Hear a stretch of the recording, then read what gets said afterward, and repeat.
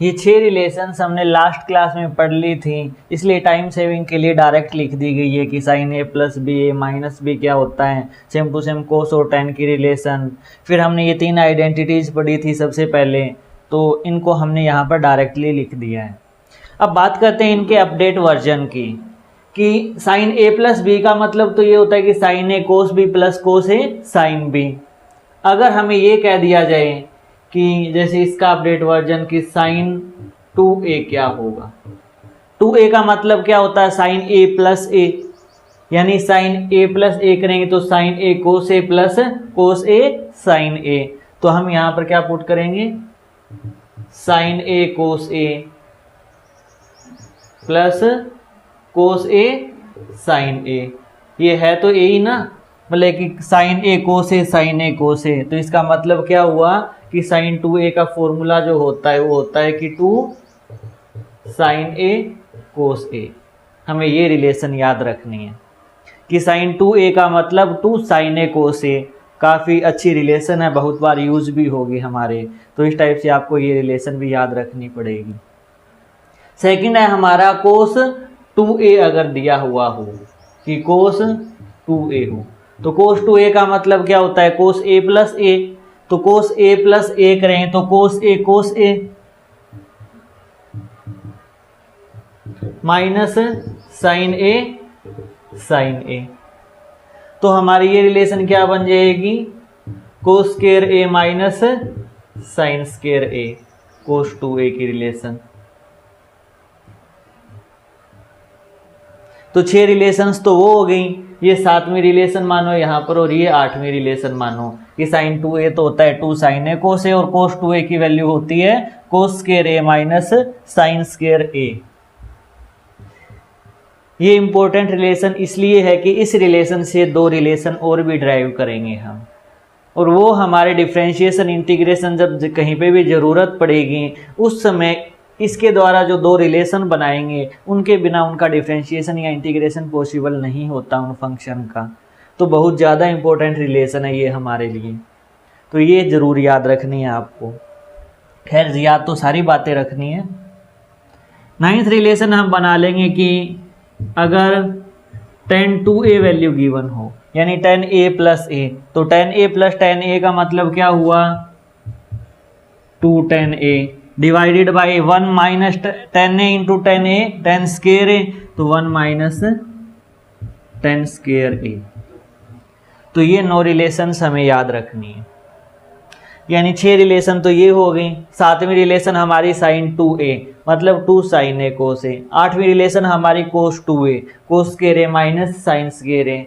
9वीं relation हमारी tan 2a 2 tan a plus divided by 1 minus tan square A. तो ये 9 relation अच्छे तरीके से याद होनी चाहिए।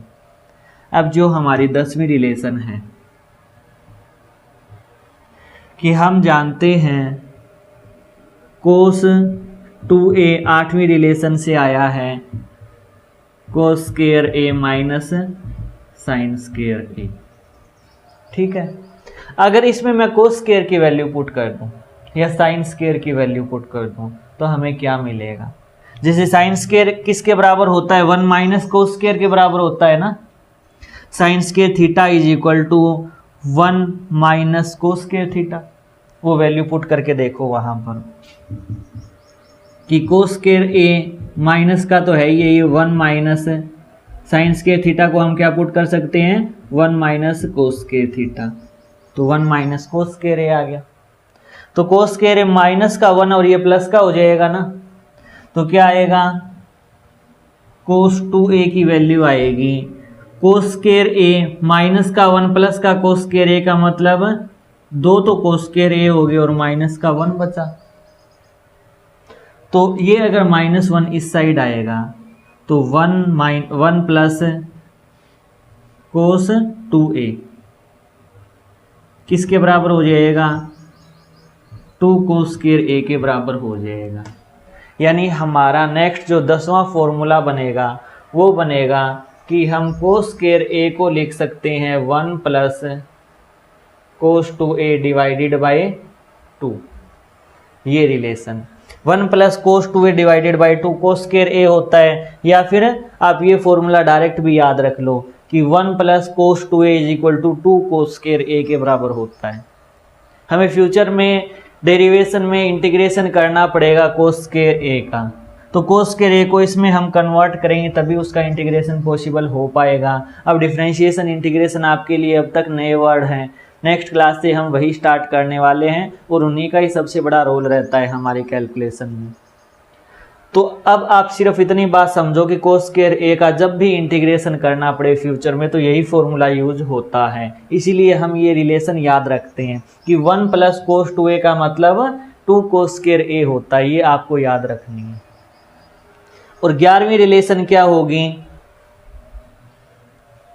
11वीं रिलेशन मैं यहीं पे ही लिख देता हूँ कि 1 माइनस कोस 2a जो होता है ना वह 2 साइन स्क्वायर a के बराबर होता है।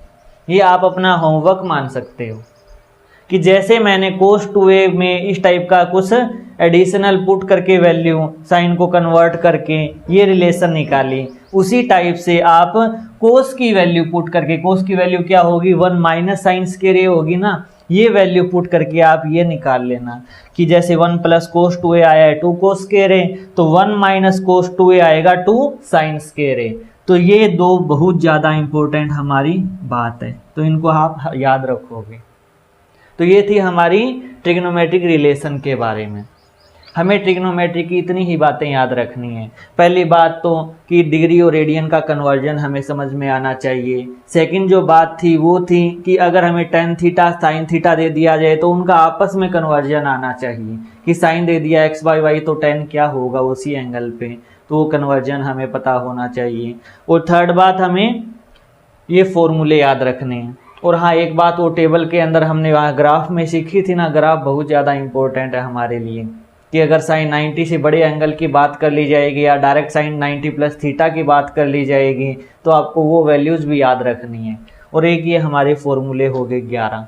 तो इतनी बातों का हमें ज्ञान होना चाहिए। तो ये थी हमारी बेसिक ट्रिग्नोमेट्री।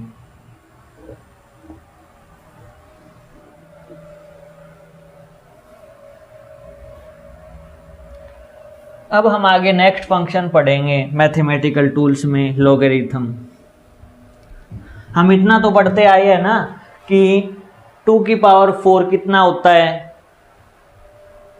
16 हो गया। 2 की पावर 3 कितना हो गया, 8 हो गया। इस टाइप से ये बातें हम पढ़ते आए हैं। क्या हमने ये पढ़ा है कि 2.3 की पावर 1.4 हो तो कितना आंसर आएगा? हम इतना तो पढ़ ही चुके हैं कि 2 की पावर 4 हमारा 16 होता है, 2 की पावर 3 हमारा 8 होता है, लेकिन ये चीज़ें तो हमने कभी भी नहीं पढ़ी ना। लेकिन जब भी न्यूमेरिकल्स किए जाते हैं फिजिक्स में तो स्टार्टिंग में ये दिक्कत होती थी। प्रेजेंट टाइम तो हमारे पास कैलकुलेटर होता है तो उस हिसाब से हम डायरेक्ट वैल्यू फाइंड कर लेते हैं, बट उस टाइम 2 फंक्शन बनाए गए थे, एक तो था लॉगरिथम फंक्शन और दूसरा था हमारा एक्सपोनेंशियल फंक्शन। अब ये चीज़ें आप लोगों के लिए नई है, इसलिए आपको थोड़ा सा अजीब लग रहा होगा जब ये बातें शुरू हो रही हैं, बट हमें तो इसके 5-6 फॉर्मूले याद रखने हैं, उस फॉर्मूलों से हमें काम है। चाहे वो याद रख लो चाहे समझ लो, खैर समझ में तो आप बहुत ज़्यादा डीपली जाओगे तब जाकर आएंगे, तो हमें इसकी प्रैक्टिस के थ्रू याद ही रखनी पड़ेगी वैल्यू। यही हमारा एक इलाज है। तो सबसे पहले लॉग का मीनिंग समझ लेते हैं कि लॉग का मतलब क्या होता है। लॉगरिथम का मतलब कि लॉग का मतलब जैसे अभी अभी बात की थी कि 2 की पावर 4 हमारा 16 होता है, तो log बेस 2 का मतलब ये होता है कि 16 की कितनी पावर की जाए ताकि हमारा आंसर, मतलब कि log 2 16 का मतलब ये होता है कि 2 की पावर कितनी की जाए कि हमारा आंसर 16 आए, तो वो होती है 4। तो ये चीज़ें तो हमारे लिए जानकारी थी, इसलिए हमने यहाँ पे डायरेक्ट वैल्यू पुट कर दी। अभी एक और बात का जिक्र किया था कि 2.3 की पावर 1.4 हो तो हमारा कितना आंसर आएगा। सपोज ये आंसर हमारा 3.6 आ रहा है, इमेजिनेशन वैल्यू हमारी बराबर नहीं है, मैंने मान लिया कि इसकी वैल्यू इतनी होगी, तो हम इसको रिप्रेजेंट इस टाइप से करेंगे कि log बेस 2.3 3.6 का मतलब होता है 2.3 की पावर अगर मैं 1.4 करता हूं तो मुझे ये आंसर मिलेगा। तो मीनिंग तो इसका ये होता है। अब कैसे मिलेगा, क्यों मिलेगा, इनकी सबकी एक टेबल गिवन होती है। तो उस टेबल में हम देखते हैं कि अगर हमारे पास ये कंडीशन आ जाए, ये बेस होगा, ये वैल्यू होगी, तो हम टेबल में सबसे पहले जाएंगे उस बेस के ऊपर कि बेस 2.3 है तो यहाँ ढूंढेंगे 2.3 ये रहा। फिर देखेंगे 3.6 है तो यहाँ देखेंगे 3.6 कहाँ आ रहा है, जो वैल्यू मैच हो गई वही हमारा आंसर होगा। इस टाइप से वैल्यू फाइंड करनी पड़ती है जो कि बीटेक के अंदर करवाई जाती है। जब भी आप मैकेनिकल इंजीनियरिंग, सिविल इंजीनियरिंग वगैरह से अगर बीटेक करते हो तो उस टाइम वहाँ पर वो वैल्यू आपको ये सारा कॉन्सेप्ट वहाँ पर जाकर क्लियर होगा। बट हम तो यहाँ पर 11वीं क्लास में हैं और नेट साइड भी जा रहे हैं तो हमारा तो उससे कोई वास्ता नहीं है। तो इसीलिए हम कुछ फॉर्मूले ही याद रखेंगे लोग के। वो फॉर्मूले हमारे क्या हैं वो याद करने की कोशिश करेंगे। तो फर्स्ट फॉर्मूला है हमारा कि लोग का कोई भी एक बेस होगा b, 1 का मतलब होता है 0, यानी किसी भी बेस की पावर अगर 0 होगी तो आंसर तो हमेशा 1 आता है ना। किसी की भी पावर 0 करके देख लो आंसर 1 आएगा। तो एक तो हमें ये फॉर्मूला याद रखना है। दूसरा फॉर्मूला है हमारा लोग कोई भी अगर बेस हो और b ही पुट कर दिया जाए तो उसका आंसर 1 होता है। कि b की पावर मैं कितनी करूं कि मेरा आंसर b आ जाए, तो b की पावर 1 करेंगे तभी तो आंसर हमारा b आएगा। तो ये वैल्यू हमारी हो गई।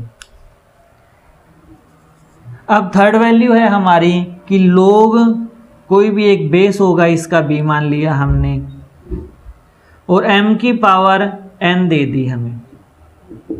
उसका क्या मतलब होगा कि लोग m की पावर n होगी तो हम क्या करेंगे, इस n पावर को आगे ले आएंगे कि n आगे आ गया और लोग m रह गया।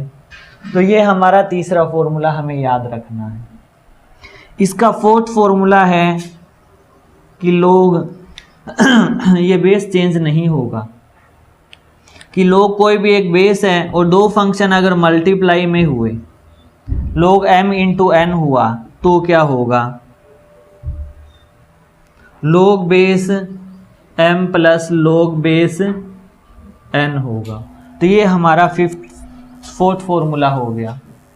अब फिफ्थ फॉर्मूला जो हमारा है वो है कि लोग कोई भी एक बेस होगा, m डिवाइडेड बाई n क्या होता है, वो होता है कि लोग बेस m माइनस लोग बेस n होता है।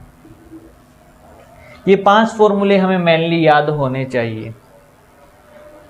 इसके आगे भी मैथ्स के अंदर अगर आप पढ़ते हो तो 3-4 फॉर्मूले और भी होते हैं। अगर बेस चेंज करें तो क्या रिलेशन से हम बेस चेंज करते हैं, वो वैल्यू खैर हमें नहीं पढ़नी हमारे सिलेबस के अंदर। तो हम यहाँ पर सिर्फ इन 5 बातों का जिक्र करेंगे। ये 5 हमारे काम की चीज़ें हैं और सबसे ज़्यादा ये 3 बातें काम की होंगी हमारे।